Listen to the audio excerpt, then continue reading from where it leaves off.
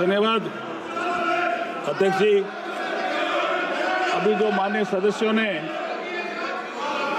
इस बिल के इंट्रोडक्शन पे अपनी आपत्ति उठाई है, जो विशेष रूप से लेजिस्लेटिव कॉम्पिटेंस से संबंधित है, मैं मेरी बात ज्यादातर लेजिस्लेटिव कॉम्पिटेंसी के विषय पे ही रखना चाहता हूं।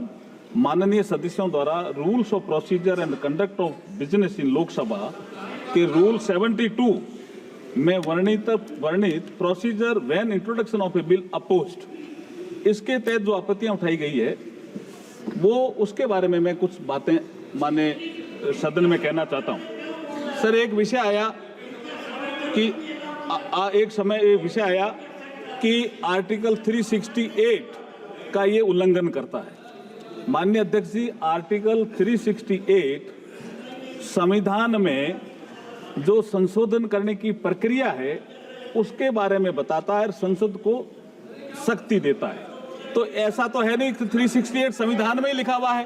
प्लीज माननीय सदस्य। उसके बाद एक विषय आया कि संविधान का अनुच्छेद 327 है, ये सदन को विधानमंडलों के चुनाव के संबंध में प्रावधान करने का जो अधिकार देता है, उसके बारे में आप क्या कहना चाहते हो? तो मैं ये कहना चाह रहा हूं कि संविधान का अनुच्छेद 327 संसद को पार्लियामेंट को अधिकार देता है, विधानमंडलों के चुनाव के संबंध में प्रावधान करने का अधिकार देता है। इसमें कहा गया है कि संविधान के प्रावधानों के अधीन संसद समय समय पर कानून द्वारा संसद के किसी भी सदन या विधानमंडल के किसी भी सदन के चुनाव से संबंधित सभी मामलों के संबंध में प्रावधान कर सकती है। Sir, it is a constitutional provision. मैं वही बता रहा हूं। किसी राज्य की मतदाता सूची की तैयारी, निर्वाचन क्षेत्रों का परिसीमन और ऐसे सदन या सदनों के उचित गठन को सुनिश्चित करने के लिए आवश्यक अन्य सभी मामले इसमें शामिल हैं। एक साथ चुनाव के उद्देश्य से संवैधानिक संशोधन अधिक सुव्यवस्थित चुनावी प्रक्रिया की आवश्यकता के साथ संघीय स्वायत्तता को संतुलित कर सकते हैं। इस प्रकार अनुच्छेद 83 संसद के सदनों की अवधि और 172 राज्यों के विधानमंडलों की अवधि में संशोधन करके चुनाव को एक कानूनी ढांचे के भीतर सिंक्रोनाइज किया जा सकता है, जो संसदीय संप्रभुता को बरकरार रखता है। क्या राज्य सरकारों की स्वायत्तता, ये विषय ये भी आया, ऑटोनॉमी।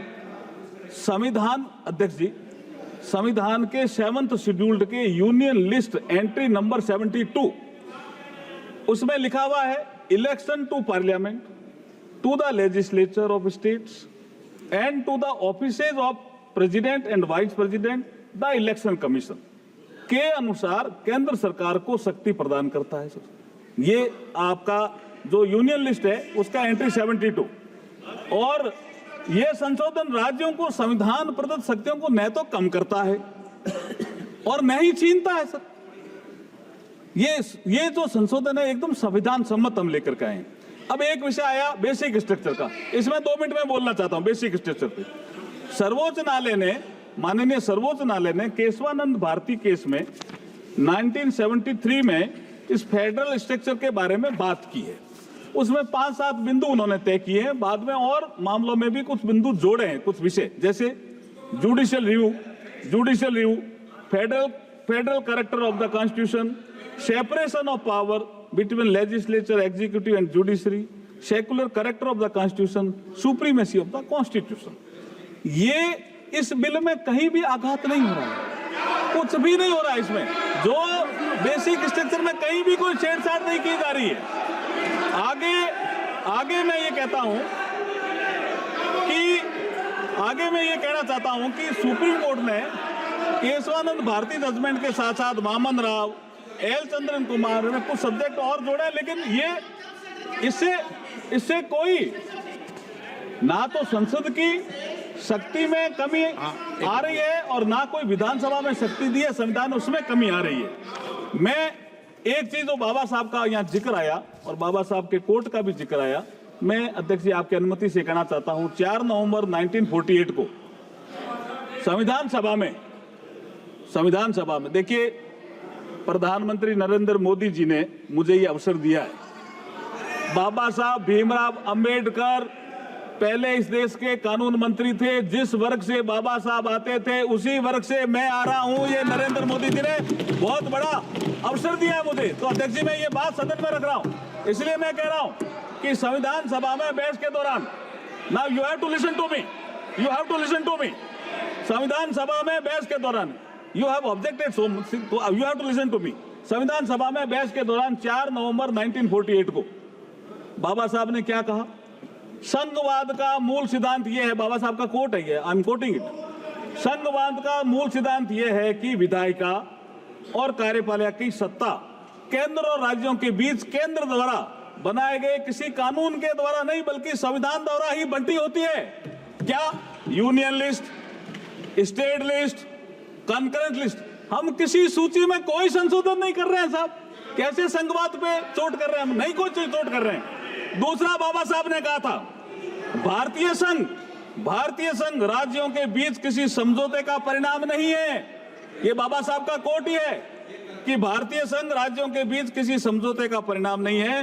राज्यों को फेडरेशन से अलग होने का अधिकार नहीं है। फेडरेशन एक संघ है और इसका स्वरूप अविनाशी है, कोई नहीं बदल सकता फेडरल स्ट्रक्चर को, ये बाबा साहब ने कहा। अब मैं, ये है ही नहीं विषय इसमें, ये राजनीतिक कारणों से इसका विरोध कर रहे हैं। अब आप देखिए, संसद के अनुच्छेद 327 के तहत लोकसभा और राज्य विधानसभाओं के चुनाव को एक साथ कराने के लिए संविधान में उचित संशोधन करने का अधिकार है, जब मैंने बताया। अब मैं एक बात, जो ये जो हमने जोड़े हैं आर्टिकल जोड़े हैं, हाँ ठीक है, आर्टिकल जोड़े हैं, उसमें मैं एक बात अध्यक्ष जी कहना चाहता हूं। जब बात जेपीसी की आई गई तो डिटेल चर्चा जेपीसी में होगी। कुछ तो बोलते हैं, हाँ जेपीसी में होगी, लेकिन आज मैं चूंकि आपने अवसर दिया, मैं हमारे पूर्व राष्ट्रपति रामनाथ कोविंद जी का धन्यवाद करना तो चाहूंगा और उनके जो एचएलसी में जुड़े हुए सदस्य हैं उनका भी धन्यवाद करना चाहूंगा। गृह मंत्री जी भी उसमें थे। कितने डिटेल डिस्कशन हुआ, ये कह रहे अचानक ही आ गया। अध्यक्ष जी, 1983 से चुनाव आयोग ने अपनी वार्षिक रिपोर्ट में लोकसभा और विधानसभाओं के चुनाव एक साथ कराने का विचार किया। 41 साल से पेंडिंग आई है। अलग अलग कमेटियों ने भी किया, स्टैंडिंग कमेटी ने भी किया, फिर एचएलसी गठित हुई और ये कह रहे दलों से बात नहीं हुई। 19 जून 2019 को संसद भवन में प्रधानमंत्री जी की अध्यक्षता में सर्वदलीय बैठक आयोजित की गई थी और उसमें सभी लोग थे और उसमें 19 राजनीतिक दलों ने भाग लिया। 16 राजनीतिक दलों ने चुनाव एक साथ कराने का समर्थन किया, 3 ने विरोध किया। तो इसका मतलब बहुमत हमारे साथ था। फिर अध्यक्ष जी, मैं आपको याद दिलाना चाह रहा हूं, आपने केवड़िया में पीठासीन अधिकारियों की बैठक बुलाई थी, याद है ना आपको? प्रधानमंत्री जी ने केवड़िया गुजरात में 26 नवंबर 2020 को 80वें अखिल भारतीय पीठासीन अधिकारी सम्मेलन के समापन सत्र में भी संबोधन के दौरान एक चुनाव कराने की बात रखी। आपने इसको डिस्कस किया। सारे स्टेट के जो प्रिजाइडिंग ऑफिसर थे वो इससे सहमत थे और आप भी सहमत थे। और ये स्वीडन में भी, जर्मनी में भी, बेल्जियम में कई जगह चल भी रहा है। मैं अब जेपीसी पे आ रहा हूं, लेकिन उससे पहले एक बात तो कहना चाहूंगा सर। ये 41 साल से मामला पेंडिंग था। हमारा जो नेता है नरेंद्र मोदी जी, उसके बारे में एक बात तो कहना चाहूंगा कि जो 41 साल से मामला पेंडिंग था, किसी ने ध्यान नहीं दिया और नरेंद्र मोदी जी ने ध्यान दिया। क्या कहा? जो निर्णय लेता है सदा देश हित की खातिर जग में, साहस से करता दूर सदा जो भी बाता आदि मग में। मग का मतलब ये मार्ग है।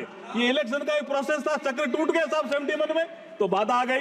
जो निर्णय लेता है सदा देश हित की खातिर जग में, साहस से करता दूर सदा जो भी बाता आती जग में, अपना सर्वस्व लगाकर भी अपना कर्तव्य निभाता है। जो नेता दूरदर्शी होता है वही इतिहास बनाता है। आज इतिहास बनाने का अवसर आया है। मैं जेपीसी में भेजने का भी प्रस्ताव करता हूं और अगर आपकी अनुमति हो कि वे दोनों item, I introduce the bill also, both item number 18 और आइटम नंबर 19। प्रश्न ये कि हाँ डिवीजन देंगे, प्लीज हाँ देंगे डिवीजन का समय तो आने दो। माननीय सदस्य, आप वरिष्ठ सदस्य हो, प्लीज। प्रश्न ये है कि विधेयक को पुनर्स्थापित करने की अनुमति प्रदान की जाए। जो सदस्य इसके पक्ष में हाँ गए, जो सदस्य विरोध में ना गए।